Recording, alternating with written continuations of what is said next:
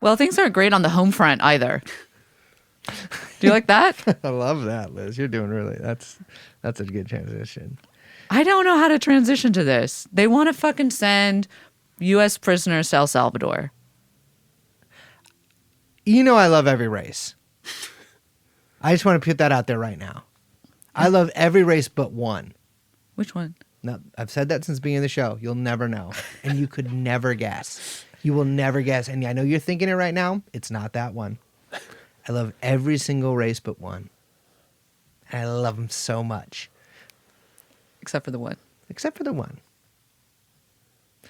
But for this next segment here, imagine me racist. It's hard to do, I understand. Thought exercise that maybe can't even be done, many are saying. Bukele, the leader of El Salvador, a Latin American nation, Bukele of, I believe, Lebanese origin, meeting with, well, he's meeting with lots of people. His coke dealer, his brother, the Bronze Age pervert, and some sort of, new style of sexual Congress, and Marco Rubio. Google the words Marco Rubio phone party if you are driving right now. And if you're not driving, wait till you're in a car and you have your iPad up to do it. But Marco Rubio phone party. These two gentlemen met. Marco Rubio, who is a second-generation Cuban-American. His father assisted in the assassination of JFK, and he lied about his father's opposition to Castro because he came over before Castro even took power. So he's a fucking liar from day one. Who's now our Secretary of State. Now our Secretary of State. Yeah. I just want to make it clear here. I have no judgment on this. Don't imagine me racist anymore. Neither of these are white American men. I'm just going to say that right now. It's fine, but I'm coming this from the perspective of a racist guy. So I'm like, this is how I'm viewing it. You're trying to understand. Racist people. I'm trying to, because I'm a liberal, I'm trying to understand. You're putting on their cloak. Yes. And you're getting in the mindset. Because I'm like, the white power. That's what I'm doing right now. Right. But I'm not doing it as Brace. I'm doing it in... Under the veil of racism. Exactly. No, you know what I'm doing? Under the veil of empathy for racists. But I'm looking here, and I'm looking at this second-generation Cuban guy, Latinx, meeting with this... Latinx guy, going down there, Secretary of State, meeting with a Lebanese, El Salvadorian guy, and they're talking about sending good, hardworking, white American felony convicts to El Salvador. So what we're talking about here is Rubio went down to El Salvador. And it's clear that he went down there to work out some dirty deal between the countries, likely involving the deportation of El Salvadorians living in the United States. But then something strange. And probably some off-the-books stuff. Probably some cryptocurrency, cocaine, and possibly some 15-year-old boy... All that. Weapons trafficking, for Marco Rubio and his friends. Liz, could you read the full, this is the official text this is on the State Department website of Rubio's remarks. First, obviously, he continues with full cooperation on the returning of Salvadorians who find themselves illegally in the United States and welcome them back home. And that's already existing and will continue. But second, he has agreed to accept for deportation any illegal alien in the United States who is a criminal from any nationality, be they MS-13 or Tren de Aragua, and house them in his jails. And third, he has offered to house in his jails dangerous American criminals in custody in our country, including those of U.S. citizenship and legal residence. No country's ever made an offer of friendship such as this. You can think about it. Any unlawful immigrant, illegal immigrant in the United States who's a dangerous criminal, whatever it may be, he has offered his jails so we can send them here and he will put them in his jails. And he's also offered to do the same for dangerous criminals currently in... Wait, is this the same? No. Oh. Well, he's really repeating himself here. He is repeating himself here, but... And he's also offered to do the same for dangerous criminals currently in custody and serving their sentences in the United States, even if they're United States citizens, or legal residents. We are just profoundly grateful. I spoke to President Trump about this earlier today, and it's just one more sign of what an incredible friend we have here in President Bukele and the people of El Salvador. Holy fucking shit. I mean, this is what made me... I was like... Yeah, you kind of lost your mind I here. fucking... You traitor piece of shit. I'm liberal now because I love our country. As a liberal. As a liberal. This is fucking, I'm sorry, like, this is insane to me. You're fucking sending this Marco Rubio cocksucker down there to fucking El Salvador to prostrate before this fucking Bitcoin pimp and say that you're going to send American... He's offering, first of all, Bukele, fucking... It's just... Stay out of our business! This is what I'm saying. Like, this is what broke me, man. I'm like, you cannot talk about fucking sending American citizens out of the country to fucking El Salvador? Well, and then did you know the prison? It's like like insane cinematic supermax. The photos that it's all AI, like whatever. Yeah. But it looks fucking crazy.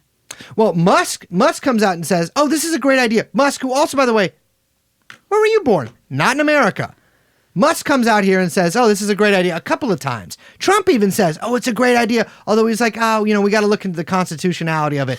Newsflash, it's obviously unconstitutional. It's, first of all, cruel and unusual punishment. Second of all, how am I supposed to get my lawyer if I'm doing appeals, which I'm doing? If I'm appealing, my lawyer's supposed to just like go to El Salvador now? In what jurisdiction is that court? What's the court of appeals there? Am I integrated into the El Salvadorian prison system? Is there a part of CCOT that is now technically American soil, like an embassy or like a military base, and I'm stuck down there? Like, we have prisons. Our prison system is not overrun.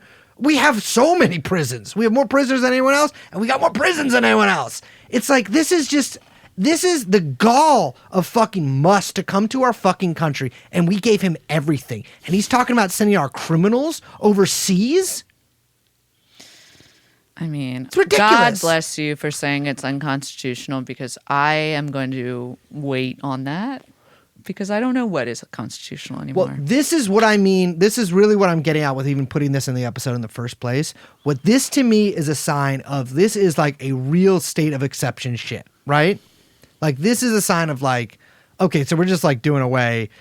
Like, one of the things that these tech fucking people always say, this like little post-rationalist teapot bullshit. Oh, my crack engineer friend. Stop saying crack. You're just ugly. I'm sorry. You're just ugly and you went to school a lot. You're not cracked. You're ugly and you have no fucking friends. You're not building anything important for the fucking world. You're coding your stupid... Remember that stupid piece of shit? Dysgenic, we want to talk about that guy who's like, I found Luigi Mangione, and you were just wrong. They're all like that. They all think they're a fucking genius. They all think they're saving the world. But also, like, they're all building skills to just like roll up into the only thing that we build, which is like a crypto scam. It's like, bitch, you're not working on anything remotely useful for humanity or furthering anything in the name of science or like fulfilling any sort of like human potential. You are literally working on a fucking bullshit scam for ad revenue to like roll up into someone's like leveraged fucking option play. Oh, I moved to San Francisco. to, I'm cracked. You're doing B2P SaaS. Hey, I hope that you get eaten by a crackhead. And I'll say this, when I see the crackhead, at least I know I can get crack from him. With you bring me nothing. What am I supposed to do with B2B SaaS? I'm already a successful small businessman. I don't need your B2B fucking SaaS. I like crack. I've smoked crack. Crack feels good. There's a reason that people are addicted to it. Nobody's addicted to B2B SaaS, okay? Crackheads get pussy.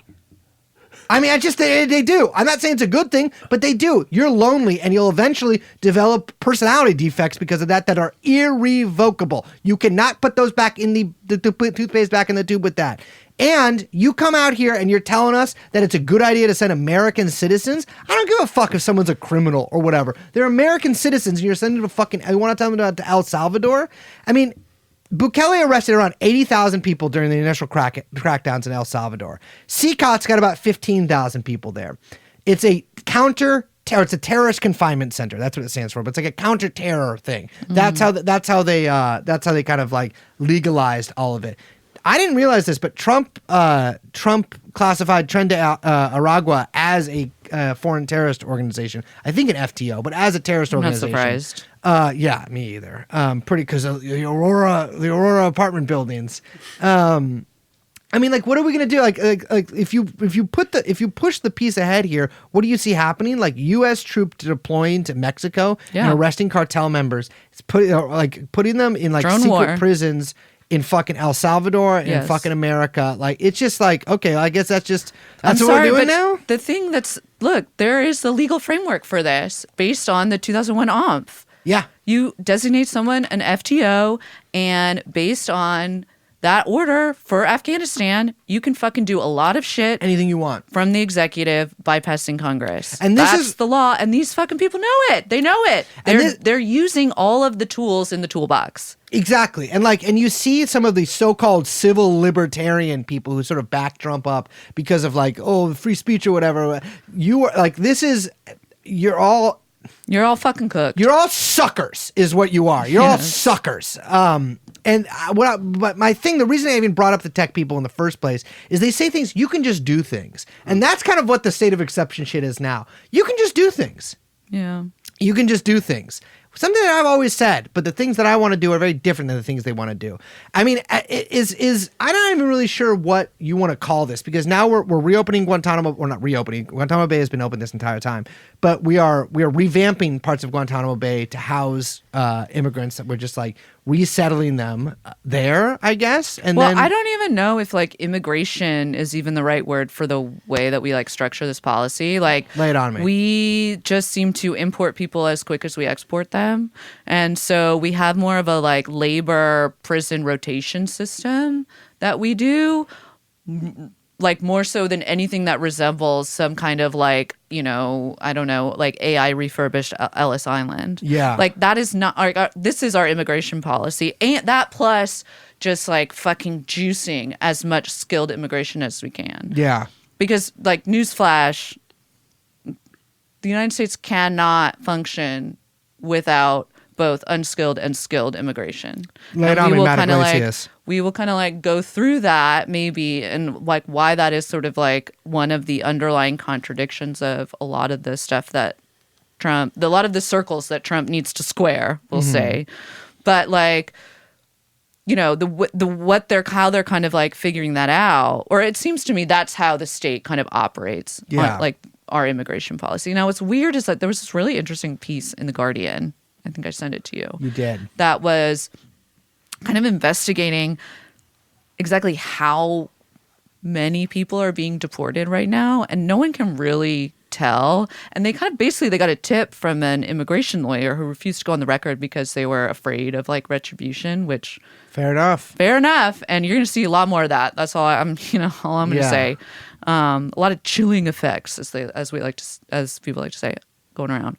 But the piece was basically like this immigration lawyer was trying to figure out exactly what deportations were going on, because as they were trying to like go through the news and they were Googling all of this stuff, what was coming up were like ICE press releases from 2014, 2015, 2016, and like reporting all of these numbers, and they weren't actually like everything that was being aggregated at the top was really old. And so it was giving an impression that a lot of massive deportations were happening, but they couldn't actually get real numbers on the ground. And I'm not trying to suggest that that's not going on, because we know that's not true. Mm-hmm. But I do think and you see this, the way that Elon uses Twitter, which we'll talk about, everything else, excuse me, and the way that Trump understands performance and sort of like saying shit but doing another, you know what I mean? Like there's a lot of theater, and and it seems like there's a lot of throwing shit at everyone to create a sense of chaos. Yeah. In order to, in this instance, they want people to self-deport.